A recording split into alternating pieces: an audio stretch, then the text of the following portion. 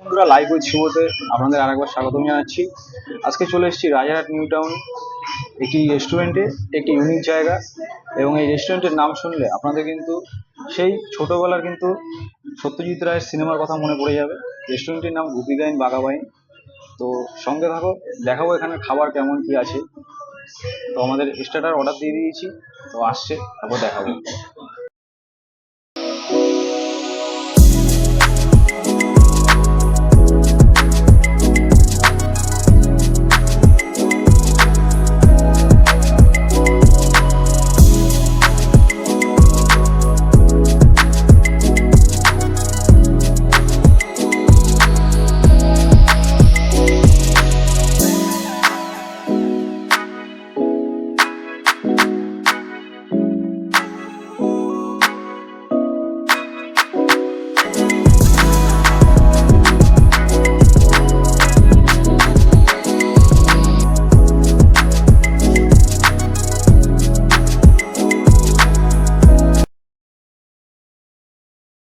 এসছে fish finger, দেখাও ধারে যেন দেখাও। এখানে কিন্তু একদম হালকা করে কোটিং দেওয়া আছে, আর ভেটকি মাছের পরিমাণটা কিন্তু অনেকটাই বেশি। খেয়ে দেখবো কাসুন্দি দিয়ে।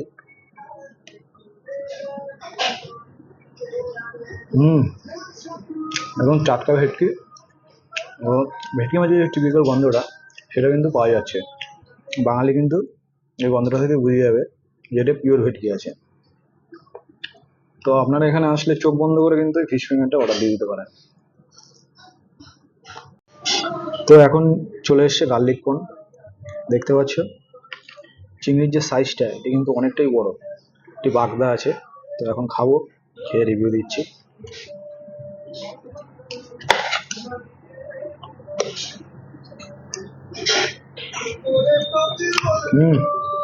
দারুণ।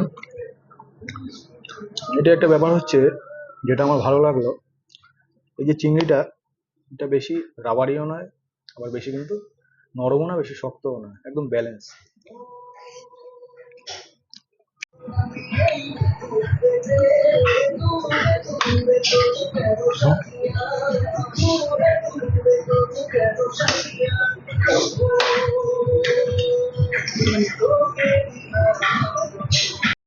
তো আমাদের মেন কোর্স চলে এসছে এখন।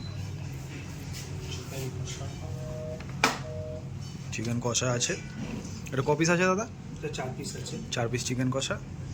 আর এখানে লাচ্ছা পরোটা আছে 2 পিস। ঠিক আছে।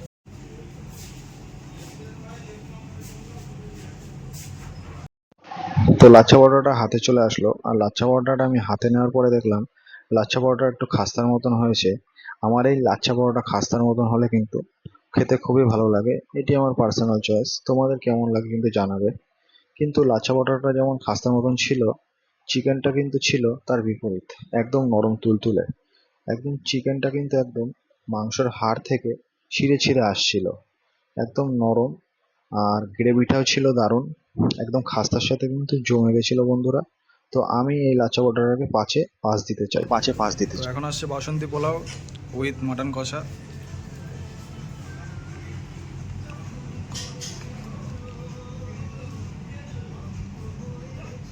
বাসন্তী পোলাওর সাথে 3 পিস আছে, তাই তো? মাটন কষা 3 পিস। চিকেন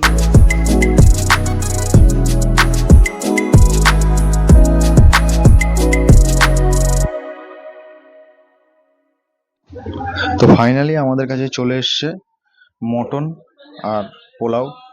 ঠিক আছে, তো মটনটা যা দেখলাম একদম গ্রেভির সাথে কিন্তু মেল্ট হয়ে গেছে, মানে একদম নরম তুলতুলে হয়ে গেছে।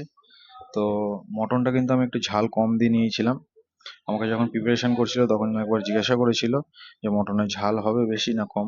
তো আমি তখন বলেছিলাম যে ঝাল হওয়ার দরকার নেই, নর্মালি। তবে মটনটা আর পোলাওটা খাওয়ার পরে যেটা আমি বুঝতে পারলাম যে মটনটা আমার একটু ঝাল দিয়ে নেওয়া উচিত ছিল। কিন্তু মটনের যে কোয়ালিটিটা সেটা কিন্তু বেস্ট ছিল। আর মটনটা ভালোই লাগলো খেয়ে, পোলাও দিয়ে।